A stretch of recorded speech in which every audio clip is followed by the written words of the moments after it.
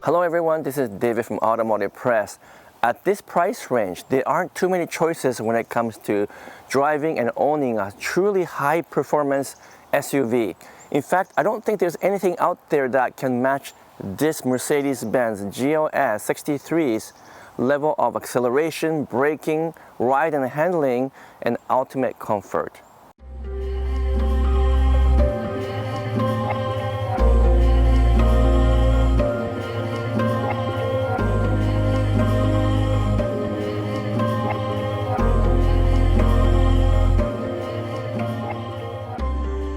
What makes this GLS 63 any different than any other high-end models?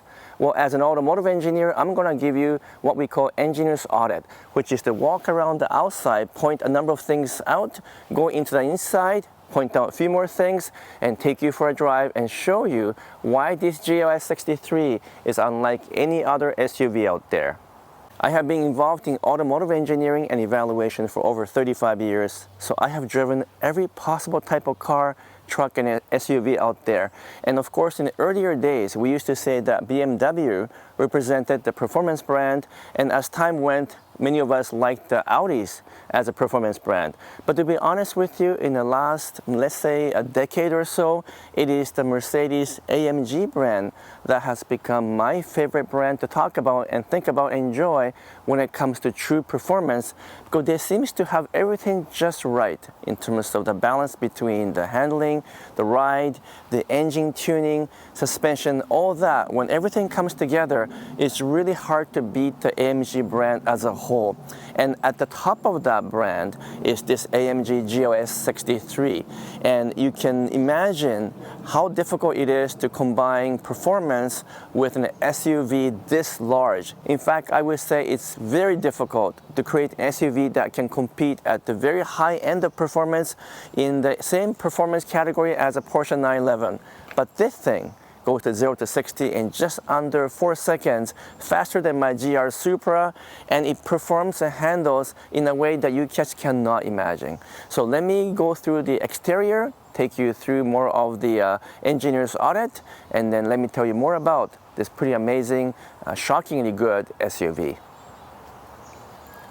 I know styling is somewhat subjective, but with the night package and all black configuration, this thing looks mean and tough. But does the exterior and the interior and the driving standard meet my expectation as an automotive engineer? Because this thing costs a whole whack of money and it better be close to perfect. So let's look at the body configuration, alignment of panels, the paint job, and also just understand what was Mercedes-AMG engineers try to do to make this thing handle like a real sports car. Well, first of all, in terms of the alignment of the panels, you can see what they're trying to do, which is to minimize the gap to as little as possible, which is very difficult to do in a large SUV like this because the panels are also larger, which means when you go through the stamping and the body welding in manufacturing, there's more tendencies to warp. But in the case of the GLS, I can kneel down and take a look at the panels, and it almost looks like this entire side came from one single sheet of metal, which is very difficult to do.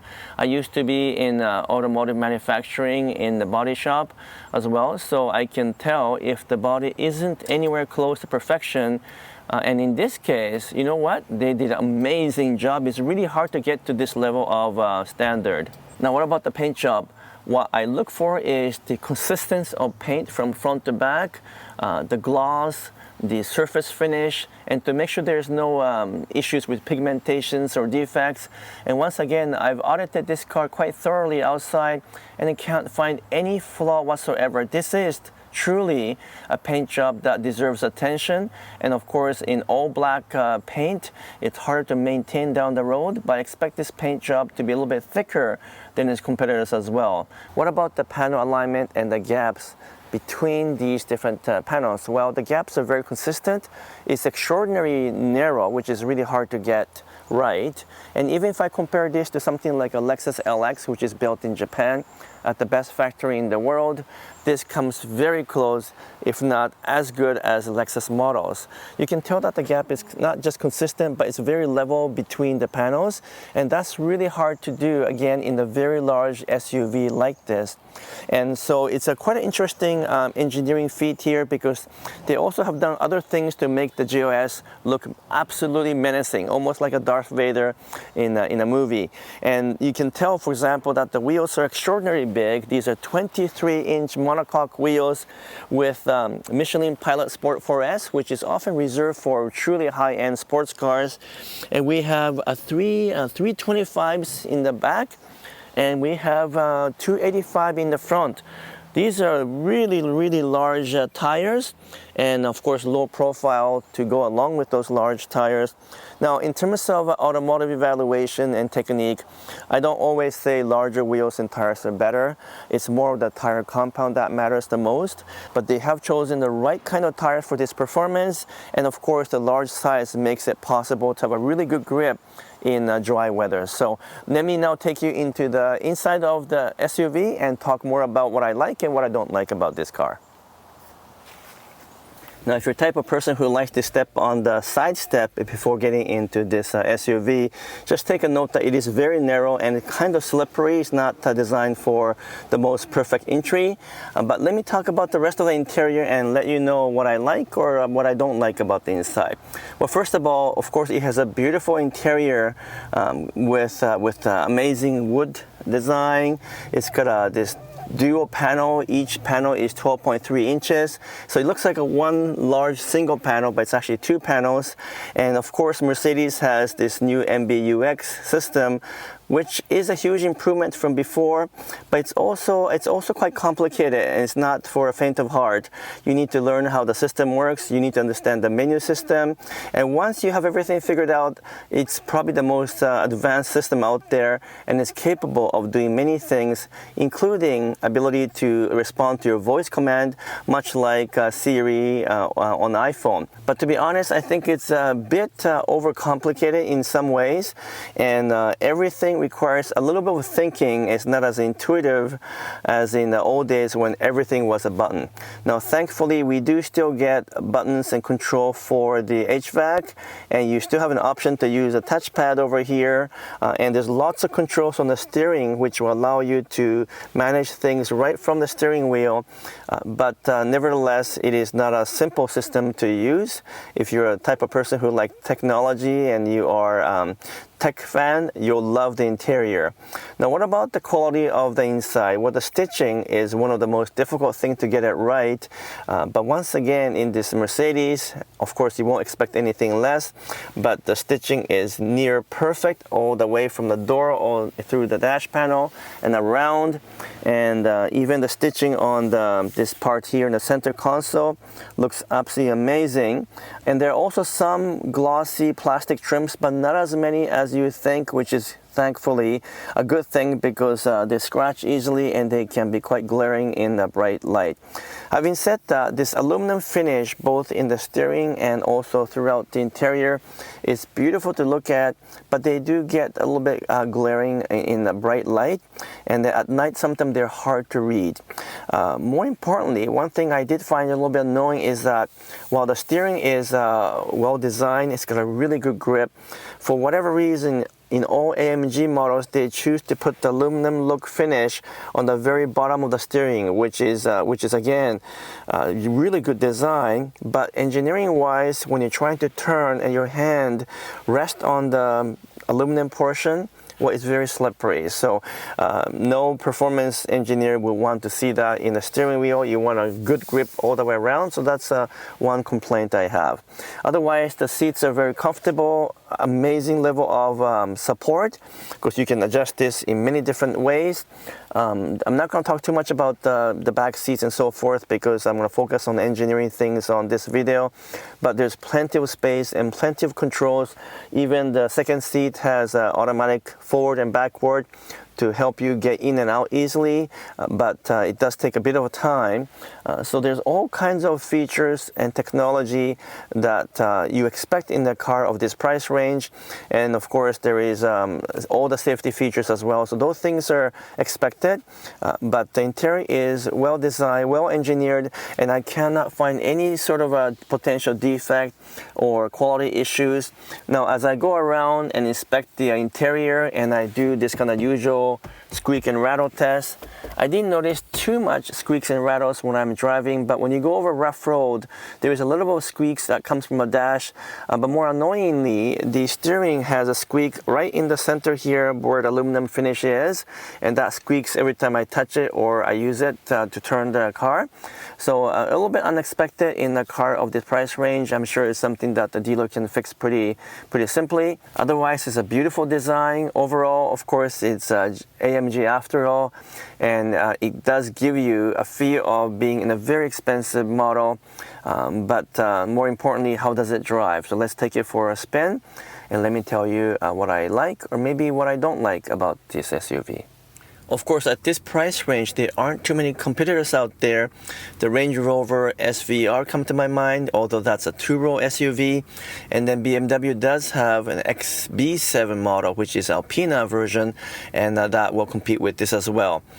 But not too many car companies will try to compete in that market because it's a very small percentage of people who can afford to buy something like this and who will want such a performance in SUV. They might choose to buy a sports car like a Porsche 911 Turbo for their fun event and then have a normal SUV for day-to-day driving. So not too many people want this amount of performance in SUV, but for some people, they want the best of both worlds.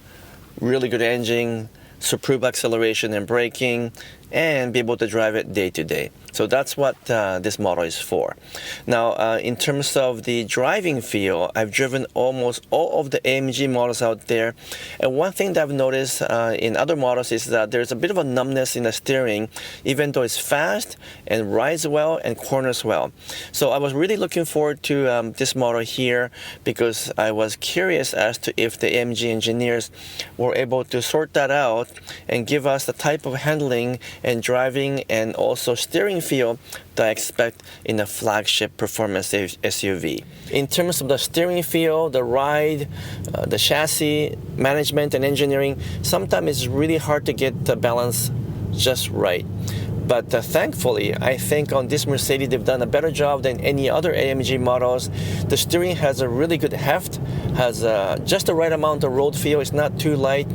And when you turn the steering left to the right, the quickness of the response is absolutely astonishing. It's super fast. You can tell the frame and the chassis is very stiff and rigid because there's no body flex, and the whole thing goes exactly where you point it. And the ride is surprisingly comfortable despite having a large 23-inch wheels and tires. Thankfully, because of the air suspension, I think, and the Michelin Pilot Sport 4S tires are working together to create the right balance. So it is still a bit of a stiff ride, obviously. Very manageable, though. It's very comfortable, especially on the highway. You only get sort of annoying bounce and some squeaks when you go over rough road, but otherwise it's a very comfortable daily driver that has immense power and torque that will get you really quick if you really want to. Unfortunately, most of us can't drive this at the upper end of this limit and the threshold, so it's hard to test true potential, but this SUV has way more performance and potential than you ever expect in SUV. And for all that reasons, it's an amazing car to drive. It's really fun to drive, which is surprising me. And if I have to compromise and not buy two cars, like a sports car and a separate SUV, and I need one SUV that does all of the job and still gives me driving performance and enjoyment, I think this is the one. This definitely will fit that bill. So as I begin to reflect on the week I spent on this GLS 63, the numbers that comes to my mind is the horsepower and the torque, which is 603 horsepower and 627 foot-pounds of torque. Those are immense number and just out-of-the-world numbers that rivals some high-end sports cars. Once again, if you're the type of person who really want one car that does everything and have all the performance traits of a real sports car, well, this is the one you want to get.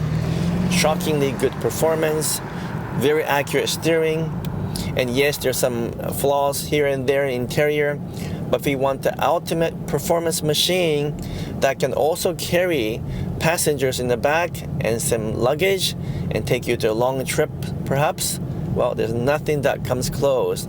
The Mercedes-Benz GLS 63. This is at the top of the game, and it's the one that you want to buy if money is no object and you want the best performing SUV out there. So it's a fun car to drive. I really enjoyed it. Perhaps there are other choices out there, but if I can just have one model to do everything for me and I want to enjoy driving it, well, this is the one I will get. Thank you so much for watching my channel and this video. I really look forward to talking about more models with you in the future. So I'm signing off for now. Thank you again.